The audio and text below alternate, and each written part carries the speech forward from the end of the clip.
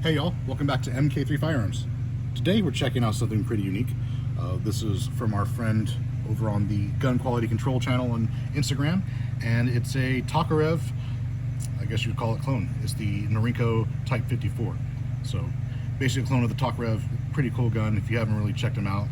Pretty high velocities. Some of these rounds are moving at, 1,800 feet per second, and they're moving that at about like a 90 grain projectile, right, or the high 80s. But it's a really cool gun. Matt shot this today and did the test fire, and he says it shoots like a 22. So that's pretty cool for something that has the ability to be armor piercing. So pretty neat. As far as the work performed, we took this brake, or this compensator, if you will. I'm not sure who sells them, but we modified it a little bit, chopped one of the vents off of it, and gave it a little more detail, just to make it look a little more custom and fun. What else on this guy?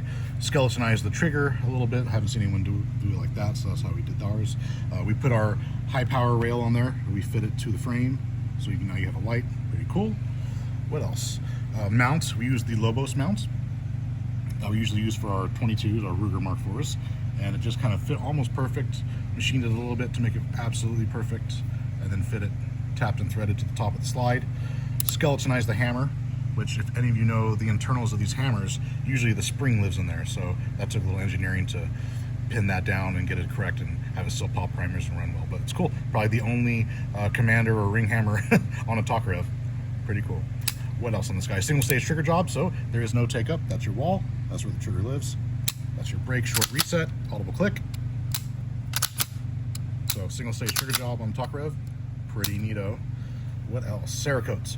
This is the silver. This is the FX series, and the cool thing about the FX silver is it looks, like it's nickel. It looks like a factory nickel coating, which is really cool. It's not quite silver because it has that warmer glow, but it is an exact clone for nickel, which is pretty rad. Other than that, yeah, just tuned this guy to run, and she's running. So I don't know. Apparently, it's going to be out there in some competitions in Texas, so look out for her. Pretty rad. Left the factory grips, of course, those are super cool with the star on them. And didn't change too much of anything else, but yeah, she's a looker. There's your sight picture, your window. Pretty cool. Anyways, y'all, if you have any questions, comments, or concerns, leave them. As you know, we will answer accordingly. Until next time.